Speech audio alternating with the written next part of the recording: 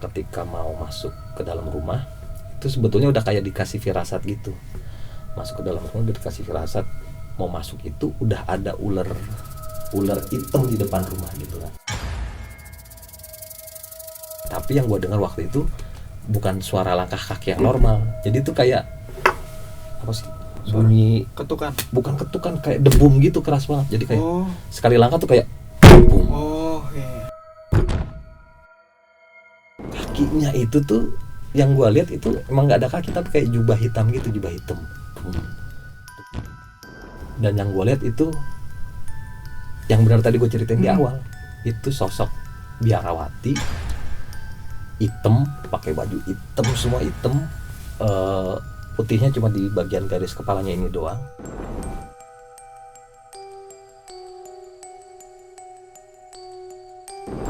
Halo sahabat Klaklik, kembali lagi di konten cerita Kamis, yaitu Klaklik Misteri.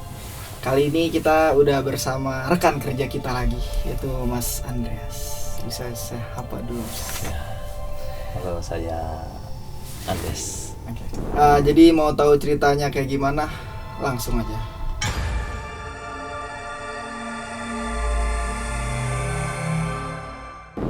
Pengalaman mistis pertama gue yang terus gue inget. Jadi kalau ada beberapa orang yang misalkan lagi cerita-cerita horor gitu kan, pengalaman horor di mana, ini pasti selalu gue ceritain pengalaman horor yang pertama kali gue lihat, dan itu di depan mata kepala gue sendiri, dan itu pertama kali dan kejadiannya di dalam rumah gitu. Jadi kalau gitu lo tahu kan, kemarin tuh ada beberapa film horor dari luar kayak The Conjuring, terus Conjuring 2 ya, yang ada Falak, hantu biarawati itu. Nah ketika nonton itu gue langsung flashback bahwa gue pernah ngeliat sosok yang sama ketika gue masih kecil di usia 7 atau 8 tahun.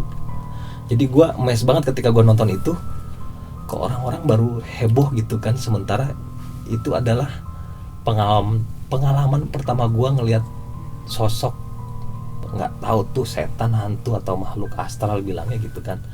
Kalau orang ngelihatnya pernah pertama kali ngeliat kuntilanak, pocong apa, nah ini sosok yang pertama gue lihat adalah hantu biarawati yang kalau belakangan orang kenal namanya Falak, sementara gue udah ngelihat itu dari umur gue 7 atau 8 tahun waktu itu. Tapi secara fisik beda banget sama yang ditampilin di film.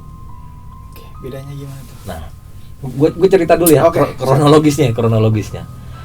Jadi itu usia gue SD gitu kan. Waktu itu kayaknya gue sama, jadi rumah gue ceritain dulu, rumah gue itu dulu ada di satu kelurahan, kalau sekarang mungkin udah ramai banget ya, namanya Pulau Gebang. Pulau Gebang tuh perbatasan antara Jakarta Timur sama Bekasi. Nah di tahun 90-an awal itu, usia gue 7-8 tahun, area itu tuh masih banyak kebun, masih banyak sawah, masih banyak rawa gitu. Rumah gue adalah rumah yang paling pojok, paling belakang. Kalau dari perkampungan, dari depan jalan raya tuh kira-kira jalan raya Pulau Gebang itu kalau mau masuk jalan kaki tuh bisa sekitar 1,5 sampai 2 kilo buat jalan kaki dari pinggir jalan. Nah rumah gue mentok paling ujung, belakang rumah itu ada empang, lalu sampingnya empang tuh ada rawa. Jadi nggak ada tetangga belakang, nggak ada tetangga samping kanan gitu. Tetangga depan samping kiri ada, tapi gue paling mentok, paling belakang. Empang, rawa. Kalau sekarang itu ada terminal Pulau Gebang, ada jalan tol Jor, Outer Ring Road, itu dulu rawa semua. Terus ada pohon besar, gue nggak ngerti itu pohon besar tuh beringin atau apa, pokoknya belakang rumah gue tuh udah rawa, empang, kebun pisang apa segala macam, udah nggak ada penghuni lagi. Nah waktu itu gue habis pulang dari rumah saudara, pulang agak malam, jam berapa ya, jam 10, jam 11an atau agak malam, sekeluarga tuh pulang. Nah ketika mau masuk ke dalam rumah itu sebetulnya udah kayak dikasih firasat gitu. Masuk ke dalam rumah udah dikasih firasat mau masuk itu udah ada ular hitam di depan rumah gitu kan. Tapi kan gue nggak ngerti apa ya ketika baru masuk, namanya belakang kebon, rawa gitu kan, masih ada empang, ya udah wajar ada ular ular kebun, ular hitam, diusir sama bokap tuh, dah kita masuk ke rumah. Normal tuh, udah normal. Karena besok mau sekolah, ya udah jam 11 malam langsung tidur tuh. Dulu waktu kecil gue masih tidur bareng sama nyokap bokap. Jadi usia segitu, usia SD kelas 1 berarti apa kelas 2, gue masih tidur bareng nyokap bokap satu kamar. Udah merem.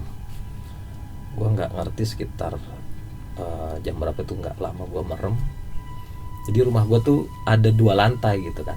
Tapi kalau orang zaman dulu tuh 2 lantai, lantai atasnya tapi bukan beton, bukan semen. Jadi masih pakai kayu. Masih pakai kayu, lantai 2-nya itu masih pakai kayu. Terus tangganya juga masih pakai kayu. Jadi ke atas itu memang buat ke kamar kakak-kakak gue gitu kan. Tapi waktu itu kayaknya lantai 2 itu belum ditempatin. Jadi memang ada kasur, ada barang-barang, tapi kakak gue tuh nggak pernah tidur di sana gitu. Selalu tidur di bawah di depan TV. Gitu. Selesai nonton TV pasti selalu tidur di depan TV sampai ketiduran. Nah waktu itu setelah kejadian ular itu kita istirahat semua. Gue di kamar sama bokap sama nyokap tidur. Sekitar sebelum subuh jam 2 jam 3 tuh gue kan dengar ada suara orang jalan di lantai 2 di atas gitu. Tapi seperti bukan suara orang jalan. Kalau orang jalan kan langkahnya kan bisa gini. Nah itu paling kalau bukan penghuni rumah maling deh itu kalau jalan gitu. Jadi karena lantainya kayu berasa gitu. Tapi yang gue dengar waktu itu bukan suara langkah kaki yang normal. Jadi itu kayak apa sih? Bunyi ketukan. Bukan ketukan, kayak debum gitu keras banget. Jadi kayak sekali langkah tuh kayak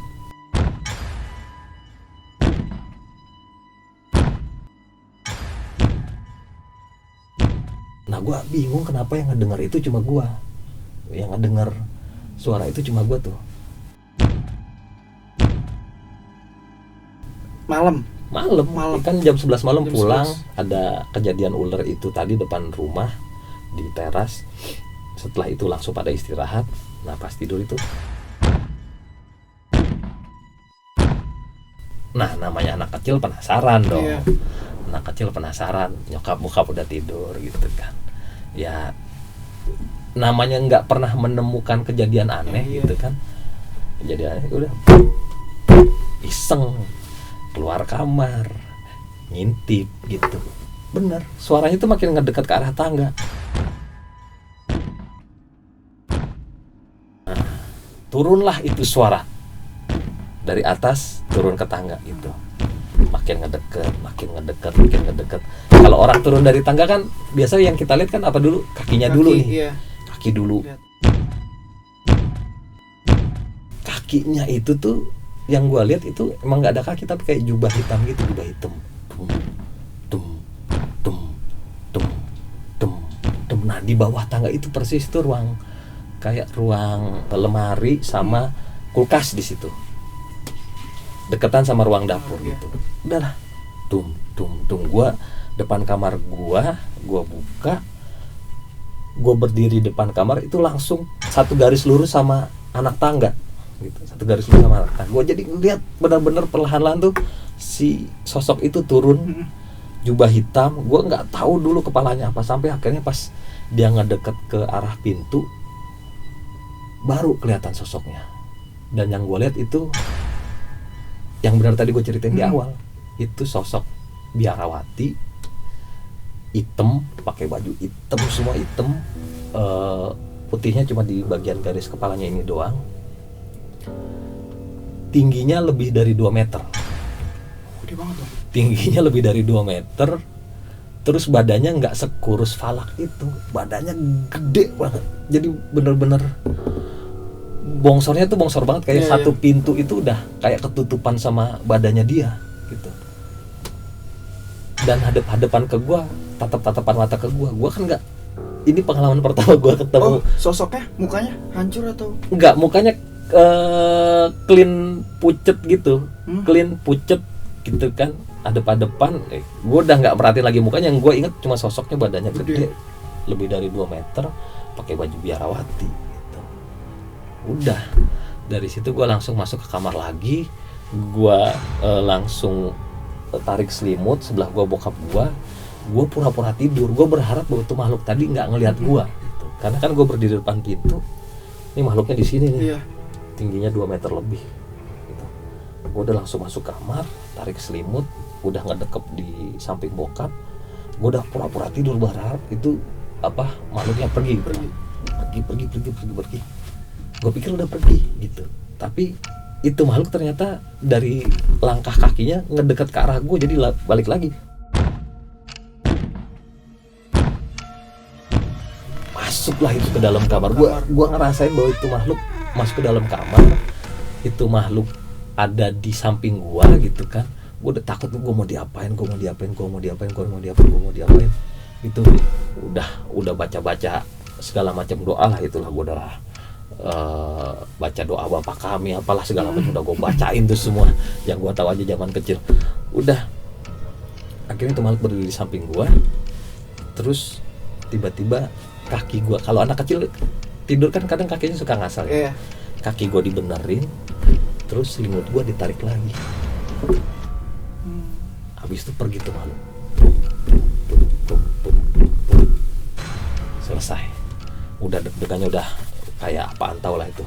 Anak kecil ngeliat begituan jam 3 pagi. Langsung goyang-goyang bokap gua. Baru tuh kepikiran bangunin. Wah, kenapa nggak dari tadi ya? Wah, kenapa gitu kata bokap. Bokap lagi enakan itu. Wah, kenapa? Ada setan gitu. Gue anak kecil panik manggil orang tuanya kalau dia habis ngeliat setan. Terus bokap gue dengan santai, udah berdoa aja terus tidur lagi. Gue sampai speechless kan. Dilabeli paranormal tadi, ya itu bilangnya tetap masih ada makhluk itu di sekitar gue. Itu aja sih yang tadi gue bilang, wujud kuntilanak, wujud pocong, wujud bayangan hitam pun enggak, bukan suara yang ketawa. Enggak ada.